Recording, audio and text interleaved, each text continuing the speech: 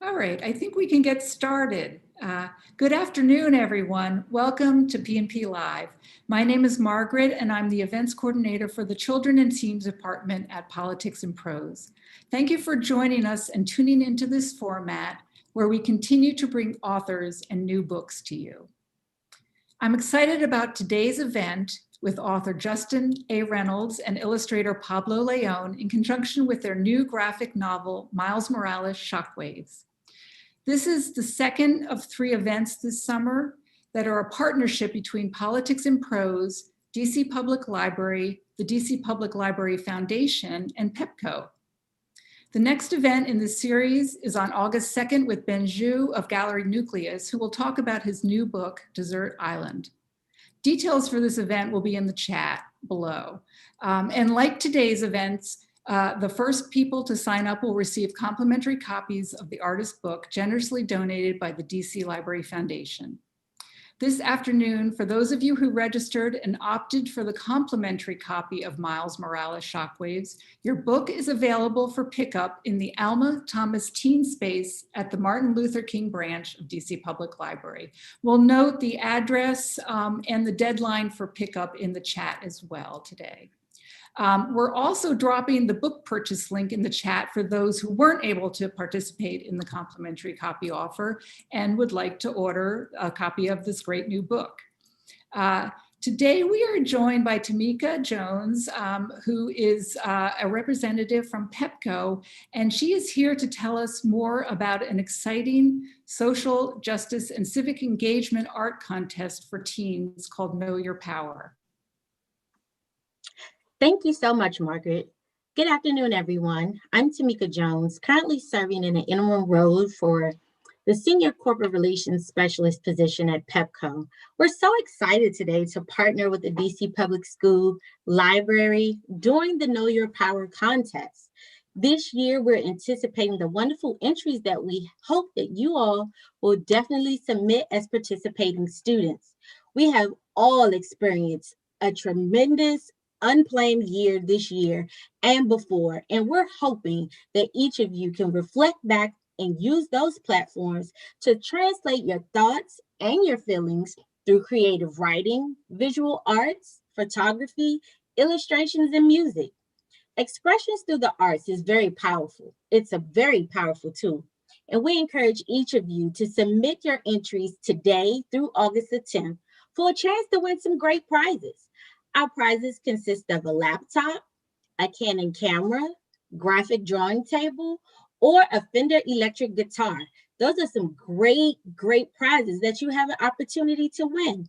So when you're putting in your entry pertaining to civic engagement, remember originality, craftsmanship, a strong perspective are key factors that will keep you on the radar and help you to stand out. Own your words, express your feelings, and most of all, know your power. Thank you so much for the opportunity. Oh, thank you so much, Tamika.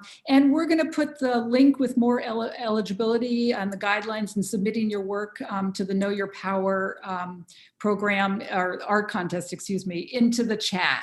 You'll find that there. I'm excited to introduce our author and illustrator, but before I do, let me first introduce our moderators. Today we have Sherry Waters and Destiny Coburn. Sherry and Destiny are part-time employees of the DC Public Library as members of the DC Library Teen Council Leadership Team. They help plan and lead events at the library, and they also write blogs for the teen page, as well as help in the different neighborhood libraries. They will moderate the Q&A portion of the event. Also, if you have a question for our guests today, please add it by using the Q&A button below or upvote questions you'd like to see answered. Now for introductions of our author and illustrator. Justin A. Reynolds' debut YA novel, Opposite of Always, is now being developed for film by Paramount Players. Early Departures, his second YA, was published to critical acclaim in 2020. Justin is the co-founder of the CLE Reads Book Festival, a Cleveland book festival for middle grade and young adult writers. He lives in Northeast Ohio with his family. Pablo Leon is an author and artist from Guatemala, currently living in Los Angeles, who jumps between work in the TV animation industry and the comics world. His original comic, The Journey, about the true accounts of people migrating from Central America to the US, was a 2019 Eisner Award nominee. So Justin and Pablo, take it away. It's your turn. Thank you. Appreciate it so much. Thank you, Margaret. Thank you, everyone. Thank you for Politics and Prose for having us. Thank you for Pepco for sponsoring such an awesome contest. And most importantly, thank you to all the young people here today. This is the reason why Pablo and I do what we do, because we get to talk to the incredible young people all across this country, all across this globe. And we know that for Pablo, here being speaking to kids there in DC has a special place in his heart. So thank you. I thought that we kind of, well, first of all, Pablo, you want to shout out DC, Pablo? Because I know that's your love. Well, I was just saying earlier that, you know, I grew up outside of DC. So, but everyone always says like, oh, I'm from DC because, you know, but I grew up in Maryland. So yeah, thank you. This is really special and happy to be here as well. And yeah, I can't really follow up with anything you just said because it's exactly what I was thinking. So. Oh yeah. I tried. My goal in life every time we do an event, Pablo, is to say all the things that you want to say before you get a chance to say them. So it's like, how do you one up that one? How do you one Okay, so super excited to be here, and especially because we get to talk about a project that's near and dear to our hearts. What's cool about this project is that Miles Morales obviously is a character that like everybody kind of feels the sense of like ownership over. Everyone has like a feeling that Miles Morales kind of elicits in them, whether it's because you read the comics or because you saw Into the Spider-Verse or just because you're a Marvel fan, right? It all kind of relates to something inside of us that kind of yearns for the ability to be attached or a part of something kind of bigger than just ourselves. And I think that's what's so cool about Miles is because he's so relatable. Not only is he multicultural, being Puerto Rican and Black, but he's a kid, right? He's trying to juggle school. He has responsibilities that come with that, and he's at a pretty tough school that he primarily lives at during the school year. And then he has family responsibilities, just like any of us, whether it's our parents, our guardians, what have you. And then on top of that, he's just trying to like juggle the things that like make him himself. So he loves art, and he's trying to not only like enjoy it, but in the case of this book, like there's an opportunity for him to also be in this kind of a cool art competition. So there's a lot of parallels with what we're talking about today. So super excited to talk about it. And I kind of thought that maybe we do like a little I talk while Pablo gets to do the cool thing, which is to make art. And I'll just talk about words, since that's the only thing that I'm good for. And he can do all the cool pictures and get all the praise he deserves.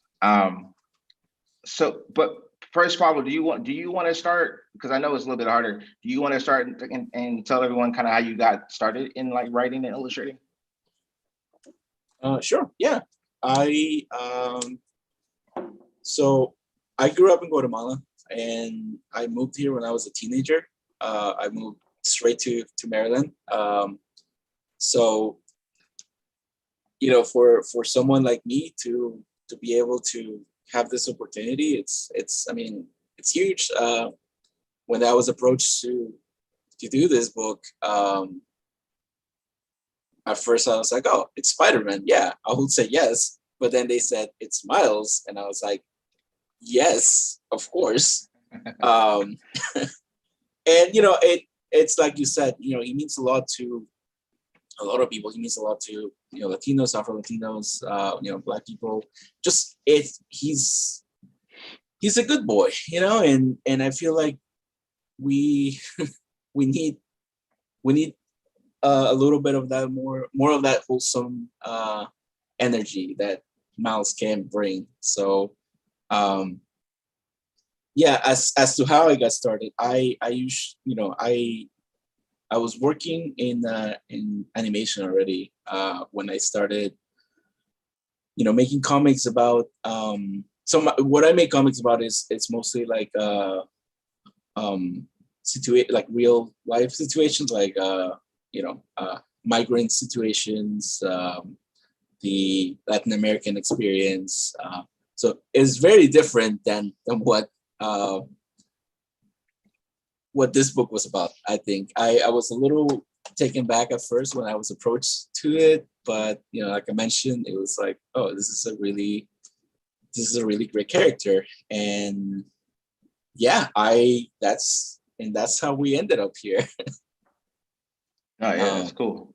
Yeah, So, it's weird how like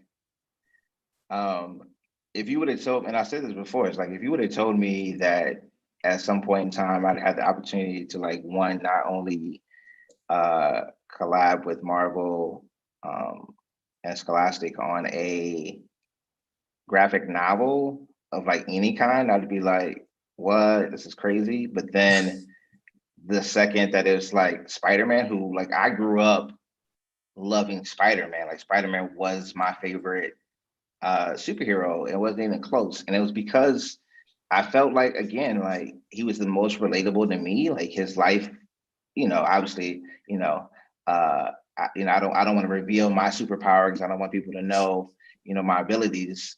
But other than that, outside of the superpowers that we share, just the idea of like being this kid who is trying to get through life, kind of swing through life, pardon the pun, and trying to figure things out on the fly, also pardon the pun. And yet he makes mistakes and he gets things wrong and he tries to fix it. And sometimes he does, and sometimes he makes things worse. But his heart's in the right place and he has good intentions and he's learning on the job. And I think so much of that is like, that's just real life, the stuff that real life is made of. And so, plus he's like funny, right? He's like charming and he kind of has this wit to him. He always has some kind of like sarcastic reply.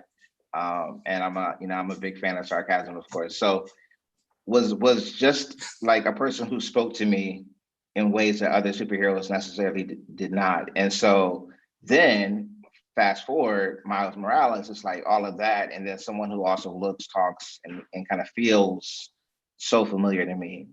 He could easily be now like one of my cousins or one of my friends, so many of the same kind of qualities and characteristics. And so for me, like writing, I mean, I always knew I wanted to be a writer since I was in kindergarten. My mom still has the kindergarten paper where it's like that you had to like write in like the jumbo crayon pencil joint that had like the dash lines so that you could try to stay in the lines. And it was like, I want to be a writer. She still has that. And so I knew early on, my mom was a librarian and an educator. So much of my life was influenced by books. I mean, I literally lived like half of my childhood at the library. So it means so much to me. And then being able to kind of marry that with things that are important to me, I try to keep a decent eye on what's happening in the world. And we'll talk about it a little bit later, but like the earthquakes that are mentioned in the book, those were inspired by real life earthquakes that took place in Puerto Rico not very long ago. And that happened honestly quite frequently there.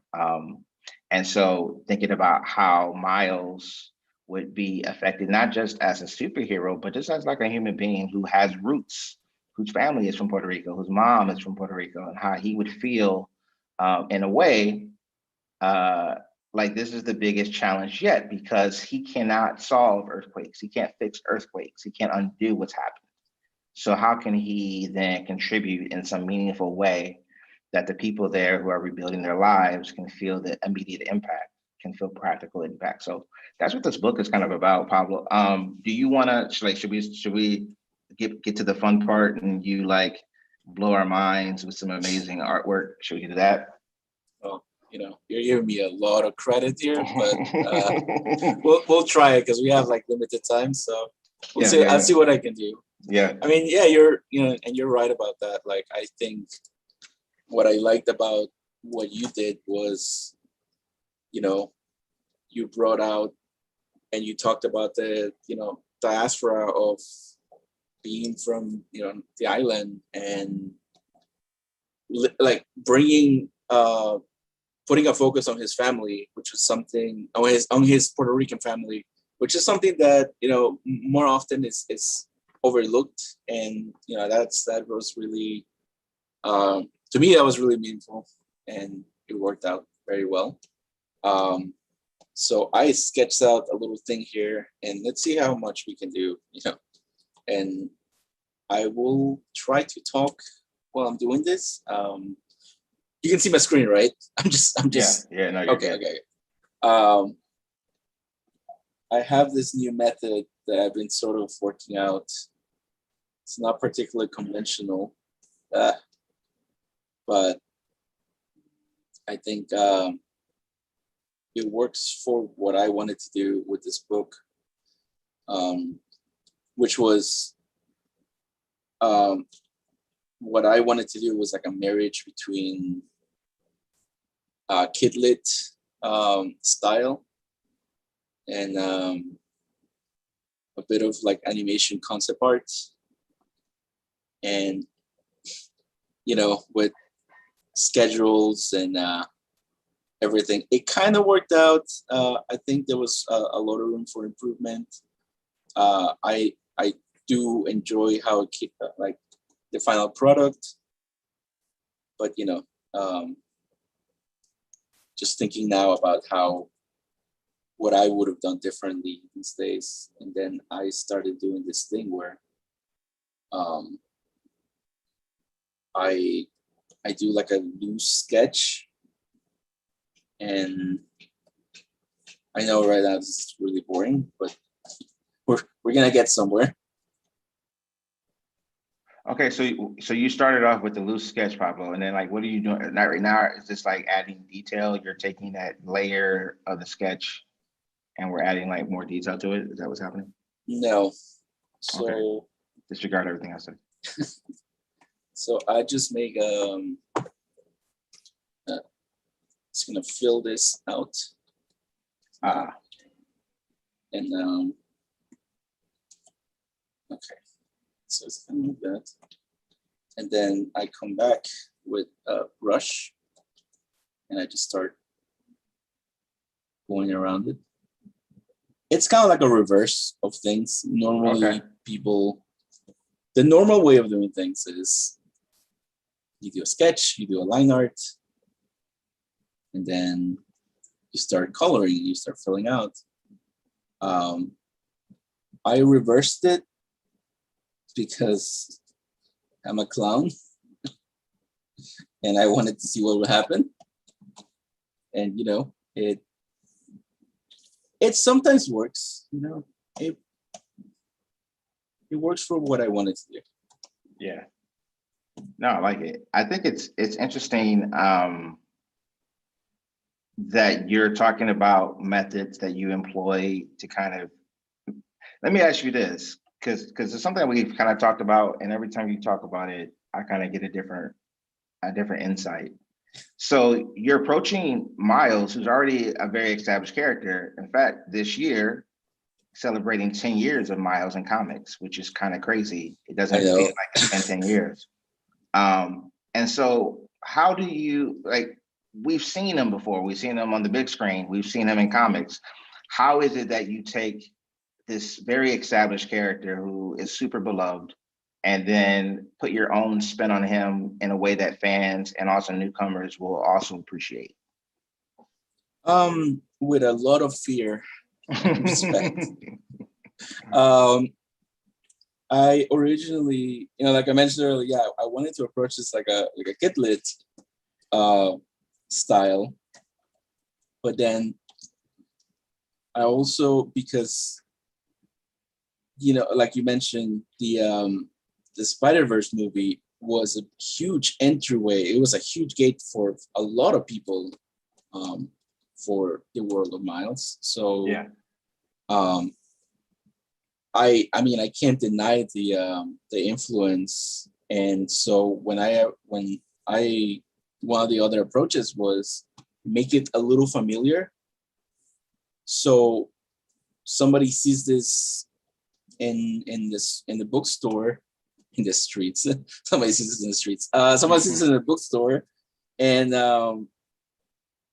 it feels familiar enough where it's like, oh, I've seen this movie, and it's like, that's the hook. It doesn't even have to be the same thing. It doesn't even have like I feel like your story can fit into this movie and can also just be its own thing, So it very much worked out like that. I wanted it to be like, okay, this is the hook. If you watch this and you liked it, then here's this other thing. So that's feels familiar, and it's also kind of there. So that was my approach to this. As with everything, as we were moving forward, like it kind of evolved into its own little thing, mostly out of like desperation and deadlines. Yeah, I mean, that's also kind of an interesting thing, because the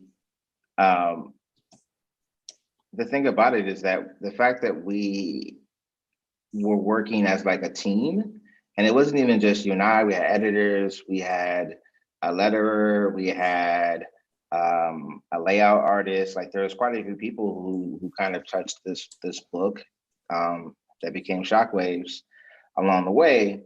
And I think for me, that was such a big difference. I mean, it was a huge difference than what I normally do. Like normally the world and everything in it is like primarily coming out of my own head.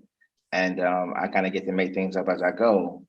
And so coming on this project where it was so much about collaboration and about taking this thing that we all know and love and figuring out ways that you can, one, like honor that tradition and still maintain the things that endear Miles to so many people, but also like I didn't want to just give you the same thing that we've seen before. Like Miles has had so many awesome people draw him and write him, that I wanted to add something to it, not just kind of like have this opportunity, this once in a lifetime opportunity to kind of just slip through where I didn't feel like we got to do anything different, that's kind of stake our claim on something. So you're drawing Miles right now, and I'll have you let you talk about it. But I was just thinking too, like, what about the cool thing about this book is that we also got to like make up characters,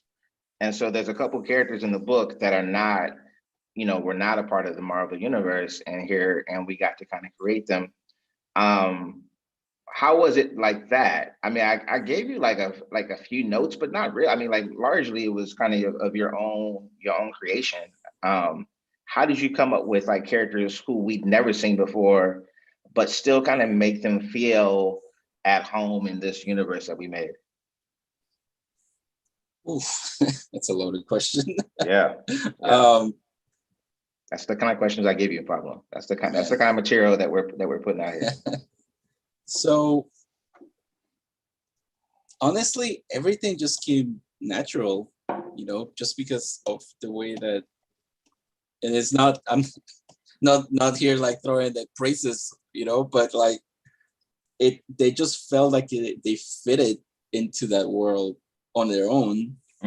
So there was not a lot that I needed to do other than, just, a few visuals here and there. They kind of just spoke on their own. That said, there was a villain that I mentioned this in another talk that I don't know how much we can talk about the book, but her name is Bex. And so she's pretty much based off my partner.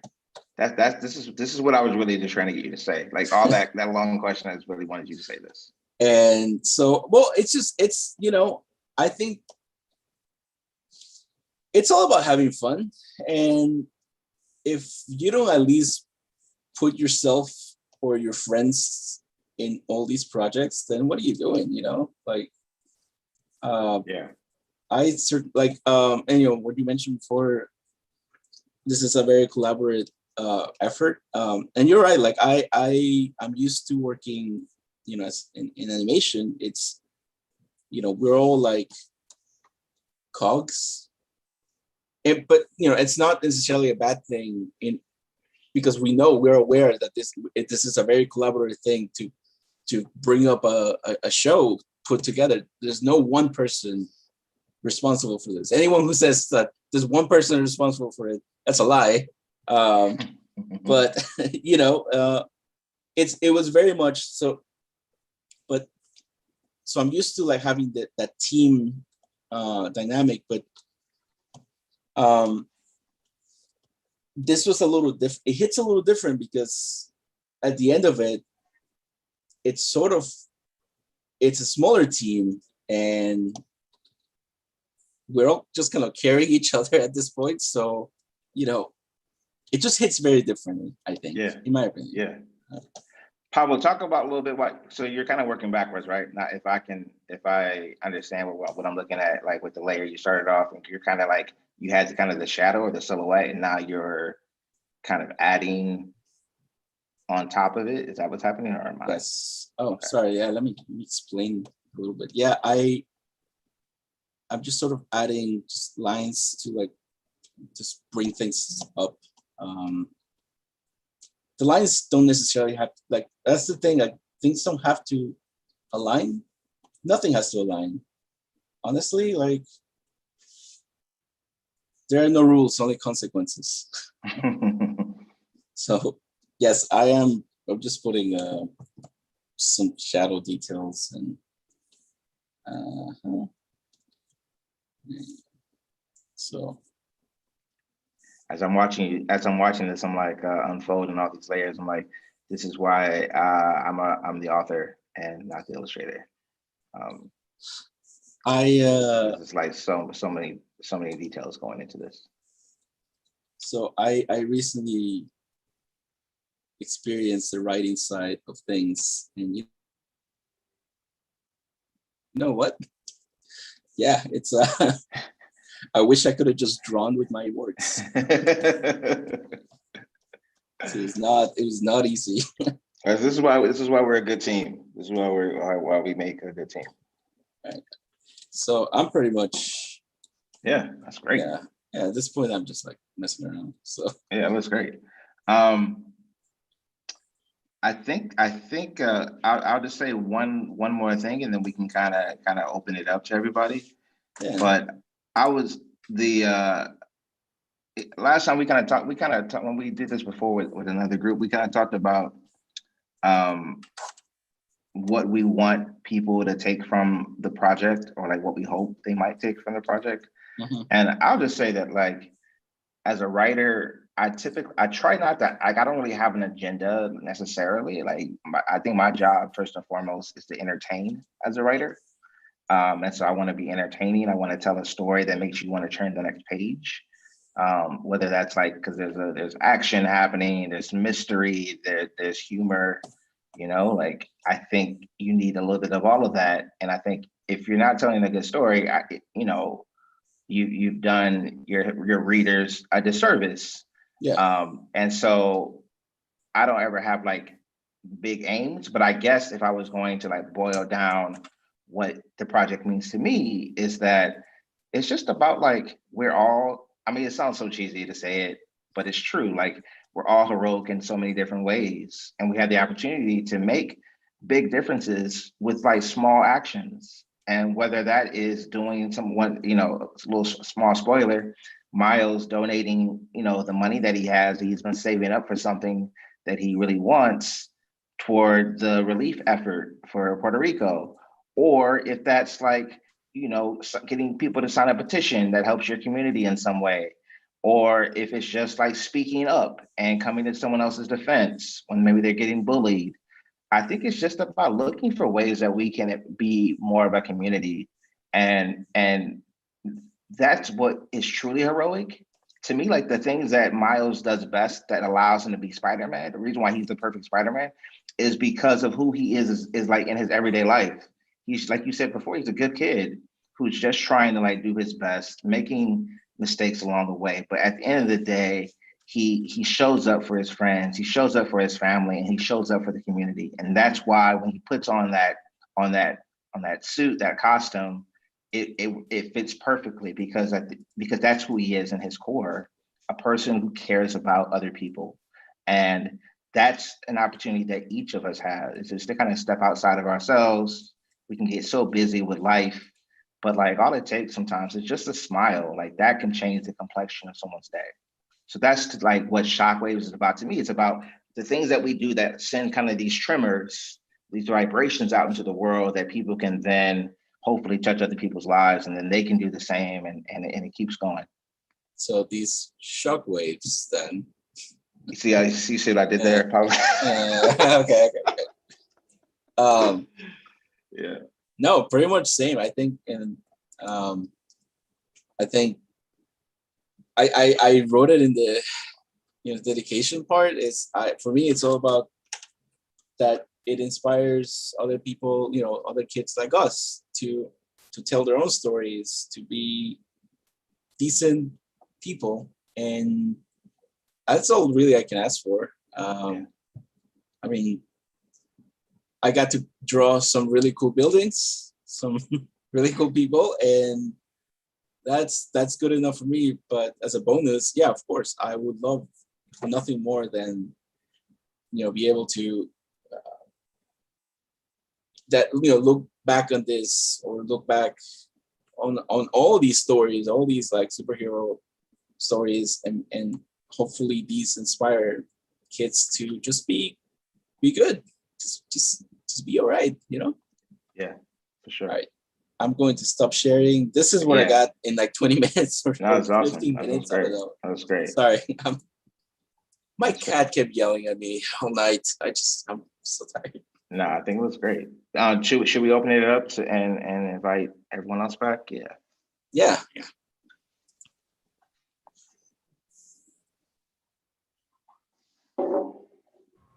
Awesome. Well, hi again. My name is Destiny. Let's see what's in the chat. Saw some interesting questions. Oh, the infamous one. How do you get over writer's block? How many times do you revise your stories, and what is the process that you follow? So I just taught a class, a novel writing class for high school students. And this is like, I'd say this is like one of the number one questions I always get. And you may or may not like my answer, but it's the answer that I truly feel. I don't believe in writer's block. I don't think it exists. And why I say that is not because there's not an opportunity for us to kind of feel stumped or blocked or trapped, and we feel like we can't move, we can't progress with the narrative that we're writing, we don't know where to go. Those are just natural questions that happen with the writing process, but it doesn't mean that like you're blocked because you don't feel like you're putting out the amount of material like maybe you've done in the past, or that your friends are doing, or that someone else over here is doing. For me, that means that your brain is telling you something. And sometimes it might be saying like, go out and go for a walk, like get away from the material for a little bit. You need to maybe download your feelings or process some other stuff that's happening in your life. There's something there that is kind of quote unquote blocking the creative energy that you need. But other times it's just that like we got to work through it. And so many times, like the way that I kind of approach writing is that I'm always trying to paint my characters into the tightest corner. And so when I look for solutions on how they would get out of that corner, I immediately eliminate the first 2, 3, 4, 5 solutions because they're either cliched, that we've seen them so many times before, they're too easy to guess, they don't have any kind of imagination, they're boring. And then I don't get the big idea until like sometimes a few hours later or a few days later or a few weeks later, and I'm cutting the grass, and then I just let the lawnmower keep going because I got the idea, and I just run back out into the house and I jot it down real quick. And that's what it is. Like, it's not that you being blocked, it's just not time yet. But when we say block now, it's kind of like we've created this thing in our brains where we're like, oh my God, I'm never going to be able to work. I'm not going to be able to write again. I lost it. You didn't lose it. It's still inside of you. Just give yourself permission to, one, fail on the page. It's okay. Like, the fact that you're showing up to the page and writing is amazing. Like, give yourself some credit for that, no matter what the words are. And then two, give yourself the time to let the project be what it's supposed to be. Like, you're not blocked. You just gotta pause and let things happen the way they're supposed to. And I've heard even the term artist's block, where someone will feel like they can't draw or paint something. But I also heard that the more you draw or write, you grow quicker as an artist or as a writer, even when you write quote unquote bad content. Do you guys know that to be true? Of course, at least for the drawing side, I made so many garbage drawings. Like, so many. There's not this week, but like last month, for instance, I just I do this thing where I do like a warm-up painting every morning, and I don't even post it. I don't even look. I delete it afterwards because it's just for me to like get going and get loose. And I don't also believe in artist blocks. I believe in burnout. That's the real problem. And it's all about just stepping back and taking a break, because we're not machines, like as much as we're treated like machines, but we can only do so much until we're like, okay, we gotta take a break. So to me, that's the thing, just taking breaks, taking healthy breaks. I don't think you have to suffer for the art. You just have to be comfortable with it. So that's for me on that point, on the art side at least. I think it's awesome that I didn't know. I mean, I've never heard you say that. We've been on like a lot of these panels together. I never heard you say that you draw something first thing in the morning. I do the same thing with words. Like, I do what I call morning pages, and I write 2 to 3 pages every morning, and it's just like stream of consciousness, whatever was in my brain, maybe part of a dream. It doesn't matter. The point is that I don't judge it at all. It means nothing to no one else is going to ever see it. Every now and then something, maybe like a tidbit or a line, comes from it, but usually it's nothing. But it kind of gets out that fear and like that overcritical thinking that we can have, where we're like being so hard on ourselves and critiquing ourselves so hard. It's like, okay, so it's my way of saying to my brain, all right, you got the bad stuff out of you. Let's go to work now. Yeah.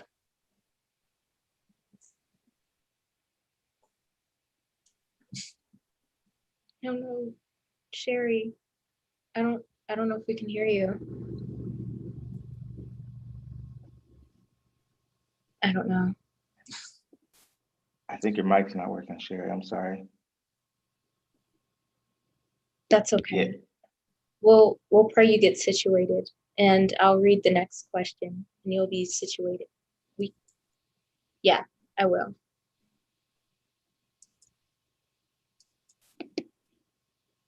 I know. Sorry about that. Okay, I have a question saying, do you like the first Spider-Man more than Miles? I'll say, no. No. And it's not to take away from Peter Parker. I'm a Peter Parker fan. Like I said, I grew up loving Peter Parker. I still love Peter Parker. But like, even if I hadn't done Shockwaves, I still would have just said Miles, because I see the way that he has impacted kids, especially kids of color, throughout this country. And like, we all need, like, there's so many different ways to view yourself, but we all know that when we see things and hear things that look and talk like us, it can positively reinforce our ability and like who we could grow up to be. And so seeing Miles, the superhero, just reinforces to young people who don't always get to see themselves in that light, that they also have the same power. Yeah, no, I agree with that too. Also no on Peter. I mean, he's great, you know. I mean, to me, it's Miles, and then second, Spider Girl, Anya Corazon. I think she's great. I think she doesn't get the spotlight enough. I wish she did. But you know, this is a hint Marvel, you know. Just, but yes, completely same thing. I see someone share. Mm-hmm. I think we can. Or not. What's so bad for sharing? Wait, can we do this question real quick for Pablo, because I know Pablo likes to talk about this. This is like one of his things. Can you talk about a little bit about like using Procreate, like what you think about Procreate, Pablo, as a tool? Since, because in comparison to like Photoshop and the things you might need for that, like what are the pros and cons, I guess, like of that for all the artists on the chat today? Yeah. I mean, the downside is that you have to get an iPad, you know, and that is an expensive piece of equipment. But Procreate is, you know, it's a one-time payment. It's like $15 or something like that. Gets constant updates. It's limited to what you can do. Like in Photoshop, you have all these tools, maybe too many tools. Procreate is a little limited, but that's probably a good thing because you're focused on what you're gonna do. Honestly, I made maybe like 70% of this book on an iPad. I used an app called Comics Draw to do layouts. I did like the first half of the layouts of this book. Second half was a French artist named Joffre. Sorry if I mispronounced it. And so I used Comics Draw for that, and I moved it to Procreate, and I sketched and drew most of it there. I'm still, because I'm really old school, you know, I'm still stuck with Photoshop as a tool. So I painted all of it in Photoshop, and but I think, I mean, if you can get past the price point of an iPad, I mean, that's it. It's such an intuitive program. Not to get too technical about this, but you know, like if you're just there just to like draw comic, it's amazing. I mean, I wish I had this like 10 years ago. It's like, oof, I would have been so much more active. But yeah, right now this is the best time to do these types of projects. Just like the technology is easier to use. I don't recommend paying for Photoshop. You know, it's just no offense to Adobe. It's expensive, and I think now it's like, again, now it's the best time to do these things. Like with you know, Procreate, you have Blender, that's free 3D software. That amazing. I mean, you don't even have to make backgrounds anymore. You can just like make a few cubes, take a screenshot, put it in here. It's, yeah. Sorry, I got really into this part. No, I know you like talking about it. That's why I bring it up, because it's like it's about like making things accessible, or more accessible. Yeah. Like you said, like not everybody can afford an iPad, but maybe you know somebody who has one, or maybe you can borrow from school or the library or whatever resource you might have, or another tablet. And it's about like using the things you had. Like for the longest time, I didn't have like the nicest computer or tablet or what have you. I wrote so many of my stuff. I wrote on my paper. You know what I mean? Like that was my tablet. Like I had literal like physical tablets. But like I think when you're like a person who's hungry for it, like I know Pablo has been, and the way that I've been for making art, and you are trying to do something that you hope to be impactful, you just figure out a way to do it. And honestly, like maybe you don't have all the tools you need in the beginning, but like if you keep working at it and you have the passion, the drive, like the tools will catch up to you. Like that'll happen because people will see that that's all you need to like take the next step, and they'll want to do that for you because they'll want to see you continue to push the innovation and push your own craft and storytelling. So yeah, like I focus less on the tools. I mean, I know it's easy to say as an adult, but I would say like use whatever you have at your disposal and just make good art. Like do something that matters to you.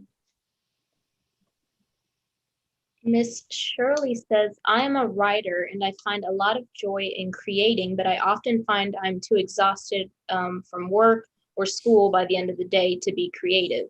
How do you all make time or energy to be creative in a society that does not prioritize this? Oof, this is like one of my favorite questions because this is something I talk about, especially during the pandemic. Like I think if anything, like there's a point in time. Here's what I'll say.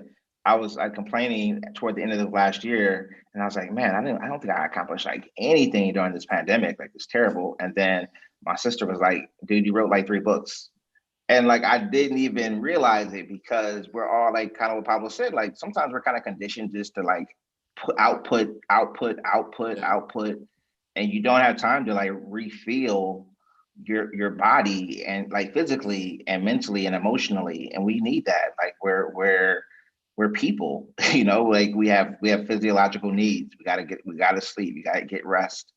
And so when you're on the grind and when you're kind of like always afraid of like falling behind or you're on deadline, like Pablo and I always work on, like you'll do things sometimes where you're kind of like, okay, I'm not acting in the best interest of my mental and emotional and physical health, but that's not sustainable. The only way you get to keep making more art is to like go for that long walk. You got to buy out the time. That's what one of my good friends says, buy out the time. So you're taking it from somewhere else that matters, because you got to take care of yourself first and foremost. If you can't take care of yourself, you're not going to be able to make any art. And that's the thing I would say, like go for the walk, listen to the music, watch the movie, talk to your friends and family, like whatever it is that makes you just feel good. Do that thing as often as possible. And I promise you the art will always be there. One, it's not going anywhere. And then 2, it'll be better for it. I have such a conflicted answer to this because I can definitely say yes, you should, you know, take time for yourself and do this. But to be honest, I killed myself like getting anything done. I would stay late. I would stay up until 3-4 a.m. after work, making stuff, trying to get things together, especially, and you know, once the pandemic hit, it was I think we all thought, as from a animation production perspective, we thought things were going to slow down, and they never slowed down. If anything, they just picked up more, and you know, you have things just built up on top of the trauma that everyone was like experiencing. And so I just said, and I would just say yes to everything. I would, and so I'm not a good example for this, but it's just one of those things where I think you have to experience the grind, the real bad grind, and then figure out if this is what you want. For me, it was yes, but I don't think I would ever do this again to that extreme degree. So again, I am not a good person to answer this question. Pablo, let me ask you though, like, because I'm not a good person to answer this question in all fairness, because like, I mean, I think, we've talked about this before. It's like, you know, for the longest time, I didn't turn down projects because I was like, what if I don't get another opportunity? I got to take it. Yeah. You know, especially as like kind of a marginalized, you know, person, a voice in this community. Is like, I don't like, you know, I don't know if this opportunity is going to ever roll around again. I don't know if I'm ever going to be in the same space at the same time. You know, there's so many other people who are just as talented, if not more, who are vying for the same jobs in the same spaces. And so you feel like, man, if I let this go, maybe I never get it, never again. And there's a balance. I'll be honest, like, I have sometimes burnt myself, I mean, multiple times burnt myself out trying to like keep up and trying to like, because in my mind I built like this kind of mythology that maybe I wasn't as talented as everybody else, but the thing that I would do was outwork you. I'm gonna outwork, like you'll when you're sleeping, I'm like just getting my second wind and I'm gonna keep going and going and going. And even when I was like working as a nurse, I would wake up 3 or 4 hours before my shift and then go work 14 hours and then come back and do more. And it's like, yeah, I was getting work done. And in my mind, I told myself, oh, it's quality. But then sometimes there's a part of me that wonders, like, what if I had had an opportunity to like also just take a little bit more time for myself? Would the product have been better? What if like once I did get my kind of foot in the door, if I slowed down a hair, would I and took care of myself a little bit, or I listened to that person, my friend or family member who was like, hey, I think you need to slow down and take the night off or take the day off, like would I have lost something? I don't know. It's hard to answer that. But what I can say is that I do know it's not sustainable for the long run. And eventually your body itself just will tell you in uncomfortable ways that like you have to take care of yourself. And so better to do it now when you can, and to kind of carve some time out and look for ways. And it doesn't have to be something incredible. Like it can just be something small that re-energizes you, just like step away. Plus, honestly, when you step away from the thing sometimes, even though you don't want to, you get some of the best ideas. At least I do. Like some of the things happen to you when like you'd be like hanging out with your friends, watching a movie or something. You're like, that's it. That's the thing. Or it's something way better than what you weren't even thinking you were like focused on that. And then it comes out of nowhere. So, I mean, I would say like learn from Pablo and I. Look how tired we are. No, Once you hit 36, it's just that 1 a.m. Even 1 a.m. it's just like, oh god. So yeah, I mean it's a weird advice. It's like I don't recommend it, but also in a weird way it's comforting though, because it tells me that burnout is inevitable. So don't be afraid of it. Just learn how to, I guess, deal with it. Yeah. I think sometimes you kind of don't know, like if you're a person to be like an artist, and like if you have like some type of ambition, like it requires a certain amount of drive and like kind of, and we all know like, okay, there's a certain amount of sacrifice that's involved. But like eventually you have to like learn what limitations you personally have, and they're not going to be the same as what Pablo has or what Destiny or Sherry has. Like you have to listen to yourself and you have to know yourself, because most of the time people aren't going to know what you need, especially your coworkers or your boss. They're not going to know that you're struggling. And so you got to be able to find a balance and be honest and say like, yeah, I love the art, but the art isn't the only thing that defines me at the end of the day. And I know that's tough because as a person who wanted to write since he was 4 or 5 years old, like I'm like, now that I have it, I don't want to let it go. And I love it. And I love it, right? You love it. So you want to do it. And you want to do your best, but like also just like take care of yourself. The one last thing I'll say is that a thing that I've learned is I've like really paid attention carefully to the way that I work throughout every day, and I know the hours that I don't work well. So like 12 to 2 for me, I'm not gonna be creative. It's not gonna work for me usually. So I do other tasks a lot of times. Unless I'm on some big deadline, I say, okay, I'm gonna answer emails, I'm gonna do this and that. So I know when throughout the day my peak creative hours are, where like I'll generate more material, better material during the stretch. So it's like, why sit here and make myself try to sit here where I know I'm not going to be effective? It's better to like wait for the time that I know is like my zone and then capitalize on that time. So sometimes it's kind of like listening to your body and listening to your brain and then figuring out how to make the time that you have work. Because we all also like we're busy. We also don't have time necessarily to devote like hours and hours and hours to these things to some of these things that we're dreaming about. So we got to be a little bit smarter about how we use our time. Can you guys hear me? Yes. Welcome, Jared. That's great. That's great news. Okay, I'm gonna take the last question. One, I was gonna say I love the book. It's amazing. I read it and I was like, this is great. And I had one question about the writing and then one about the art. But I was gonna say, how did you tap into like that like authentic teenage voice? When I read it, I felt the vernacular felt so familiar. And I was like, oh, this sounds like something my friend would say or that I would say. I was like, how did you capture that so well? And if you want to talk about like your process with that. This is the point, Sherry, where like I unzip myself and you see that I'm like 17, really in reality. Like that's actually how I feel. Like I feel like I'm just a big kid. So I think for me, some writers will like, especially older writers, they'll like just, you know, listen to conversations and they'll like kind of get snippets and they'll kind of fill in the blanks. They'll listen to teens talk like at a cafe or what have you, and they're like, oh, this is what they're saying, or they'll watch a show or something on YouTube. But like for me, like I genuinely enjoy young people, so I spend time with them. I do school visits. I have cousins and family members, and so I just soak it all up.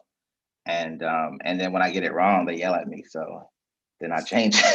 You know, that's basically how it works. They're like, oh, no one says that anymore. And then I say, okay, cool. Let me switch it up. I love that. I love that. I was like, how is it so good without being corny or like feeling forced? And I really liked that. And then you guys talked a lot about like your career as creatives. And I was gonna say, what's like the biggest piece of advice that you would give to aspiring creatives, writers, artists, anything like that? And then I think that'll be our last question.